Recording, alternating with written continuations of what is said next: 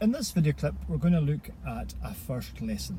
So when you're going to do a first lesson with somebody that's contacted you for driving lessons, and it's just to kind of help you out a little bit and give you a wee bit of a template to work with.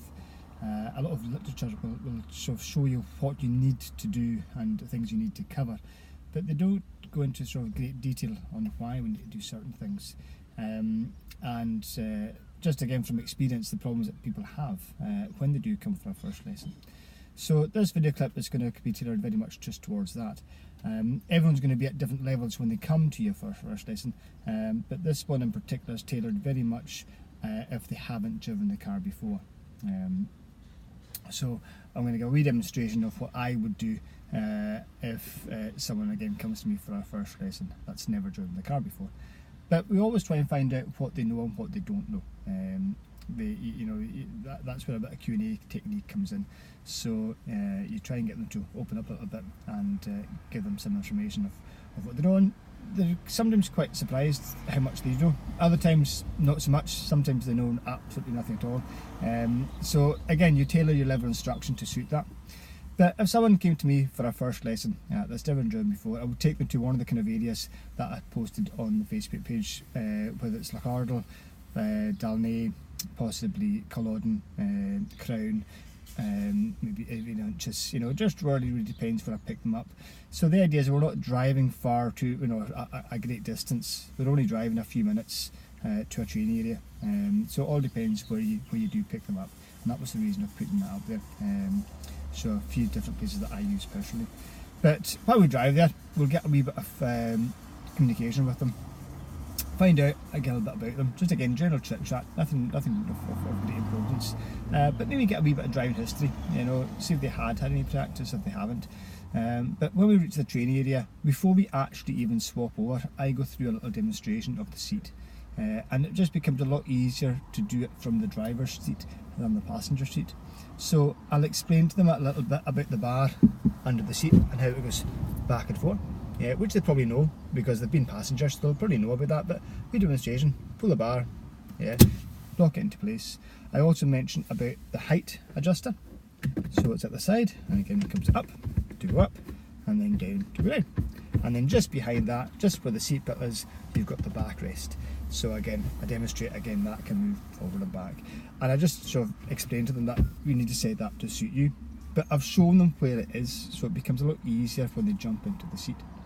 The other thing I do is the steering column. So many of them have no idea that the steering column moves, so I pull the clip out and I say there's a wee clip under there that we pull out, and I show them where it is, and again it moves forward and back, up and down. So again, lots of people just don't know about that. They get quite surprised that actually moves. And then I actually demonstrate then the use of the mirrors. So explain again the little switch on the door panel.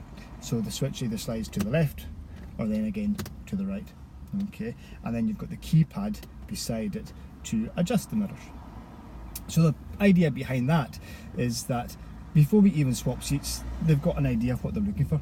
And it becomes a lot easier doing it from the driver's seat than the passenger seat, especially when if you're having to stretch over and things like that. Again, not a great idea. So I explain a little bit of that before we even swap. Once we do swap seats, we again get them to go through that. So we get them to adjust the seat and just explaining that the clutch pedal needs to go down to the floor.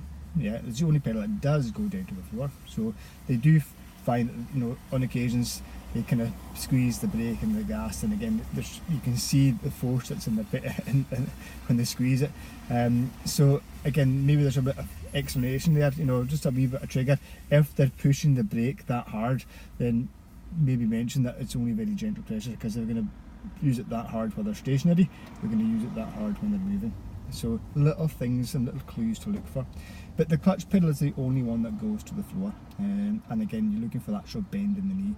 And as they set it up, again, if they've never done it before, they don't really know what they're looking for. They don't know. They'll want you to say, well, how does that look? Is that okay? It feels okay. So you'll be able to tell if it's too far, and you'll be able to tell if it's too close.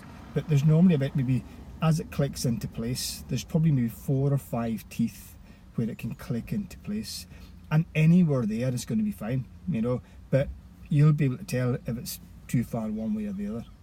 But as long as they're in that sort of middle ballpark, then it's going to be fine as long as it's comfortable for them.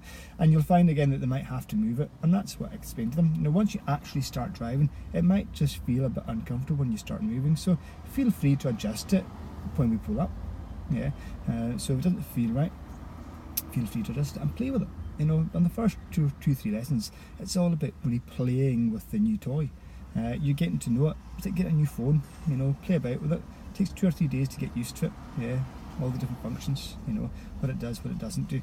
So you're getting familiar with things. So the first 2 or 3 lessons are all about just making it familiar, and that's what you want to kind of make them feel at ease, that they feel free to kind of just play about with things. Okay. So we get them adjusting the seat, adjusting the steering column. Because I've already shown them where the clip is, I don't have to stretch over and show them again, so they get an idea of what it is. And again, they don't really know what they're looking for, so you know, it's going to be, especially the steering column, if it's hitting their knees and it's too low, you know, if they can't see the dials and the 30 mark, then it's too high. So you can adjust it and play with it, and that's what you're getting again, getting them to find it a little bit, but making sure it's comfortable. Head restraint as well, yeah, the backrest, you know, making sure again there's a wee bend in the arms, so again it's not too stretched, but it's not right up again like that. So you know, there's a bit of trial and error there, but anywhere in between is going to be fine. It doesn't have to be Pacific, as long as it's comfortable, as long as they can use the controls safely and easily. So anywhere in that middle ballpark is going to be absolutely fine. So again, they get to find that for themselves.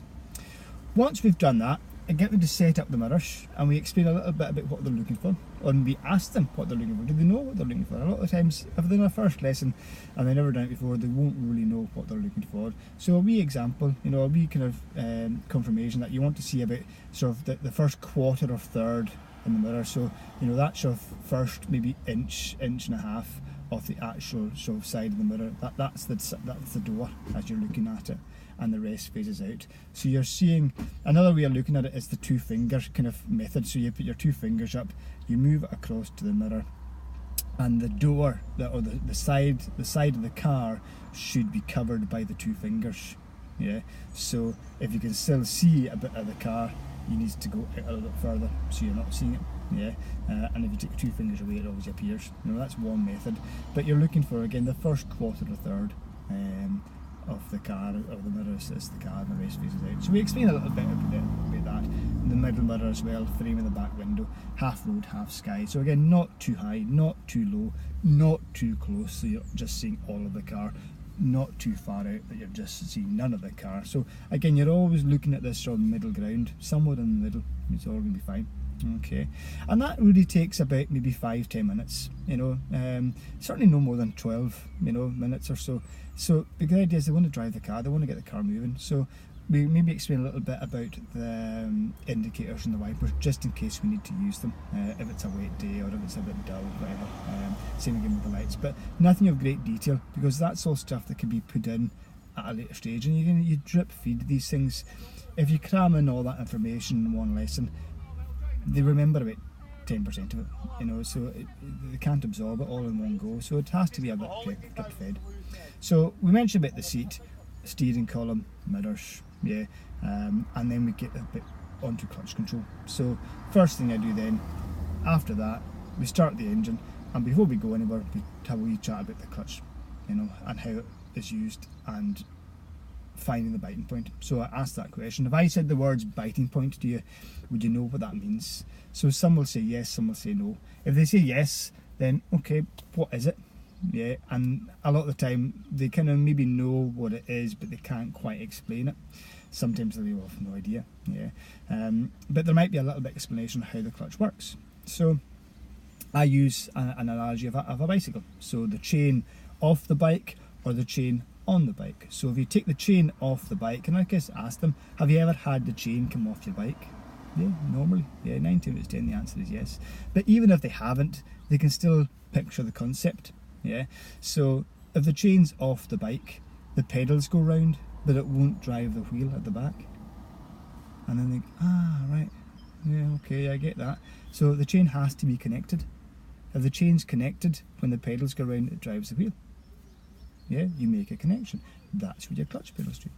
But instead of it being a chain, it's plates, or 2 plates. Yeah. So one plate is connected to the engine. So as the engine gets switched on and it's turning, and we call that ticking over, So that plate is taking over, so the engine's turning, and that plate that's connected is turning with it.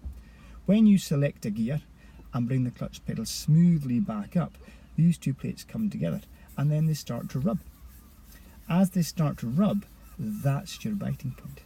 Yeah, and if you take it up that tiny touch further, it'll become a driving point. So the two plates are connected, so the power here is then going to drive the power here, and the whole lot then starts to move. That's what makes the car move and what makes the wheels move. Okay, now if these two plates come up a bit too quick and a bit too fast and bang together, guess what happens? Of course, the car stalls. Okay, so a wee bit of explanation about that, and again, they get that picture, they get that animation in their head, and we spend maybe just 3 or 4 attempts at just finding that bite. Yeah, so the key thing is to keep the right foot nice and still, so a wee bit of power, not too much, just a wee bit of power, just again, the term they use would be a lively hum, but again, it doesn't even have to be that, to be honest, at this stage of the game. But there's a wee bit of power, but the idea is that they get used to using the gas pedal a little bit and just moving the left foot. Yeah, because that's the challenge if they've never done it before. When they start to move the left foot, the right one wants to move as well. That's natural coordination. If one foot goes, the other one wants to go. So they have to get that kind of element where they're rubbing their head and patting their belly at the same time, yeah, or the other way around, rubbing their belly and patting their head, whatever it might be. So the idea is that they're doing two different things at the same time. Okay, so gas pedal stays nice and steady, and we just find that biting point. And again, a little bit of explanation about that biting point in this car will always be in the same place. So as they take the clutch pedal up, that place they take it up to will be exactly the same place every single time they take it up. So in that one particular car, it's never going to change. It'll change if you change cars, so every car will have a different biting point, but you will always have to find it. So again, you're a little bit of explanation about, different cars will have different biting points. So how far the clutch comes up will differ from car to car, but in this one particular car, it'll always be the same place, so it becomes muscle memory. So every time you take the clutch pedal up, you're taking it to the same point every single time. So let's say 3, 4, maybe 5 times, just practice that. Yeah, so they get to exactly know what it is before you even move off on you, and that gives them a concept, give them an understanding of what's happening in the guts of the engine. Now, if there's a bit of a problem with it, they struggle with it, we might even just get them to move a wee bit, but again, just solely on the clutch. Yeah, if it's quite good and they're grasping it quite quickly, then we might just move on to actually moving away, going up the road for maybe 10 to 15 meters, something like that. Again, only a little bit basically, and we can pull up again. So the idea is that once they have the car prepared, and we explain that, that's what we call preparing the car. Once the car is prepared, we start to have a look around, and again I put it across to them. If you're going to walk across the road, what would you do before you walk across the road? And of course, look. Okay, so if we're going to drive away, guess what we're going to do before we drive away? Of course, we're going to look. So again, you're making a connection to what they already know. So there's lots and lots of things at this early stage that they do in everyday life that connects to driving. And if you can make that connection, the learning process becomes so much quicker and faster, because they start making the connections in their own head rather than you trying to explain everything to them. Yeah. So analogies are really, really good in helping kind of create that image basically. Okay. So we get them to look around, and again we just get them to think all around. So one sweep of the car, so it doesn't have to be this 6 or 7 point check. Just have a look around, make sure it's safe. Use every window, use every mirror. It might be what I tend to do is I just advise them, if you start at one side and work your way into the other. So we mentioned a little bit of the blind spots. I'd even ask them, do you know what the blind spots are? Some do, some don't, but it's the bit you can't see in the mirror. So we start on the left, mirror, mirror, mirror, right? So just one clean sweep of the car, and we just ask the question, is it safe for us to move? That's it. Yeah, simple. Ask yourself that question, is it safe?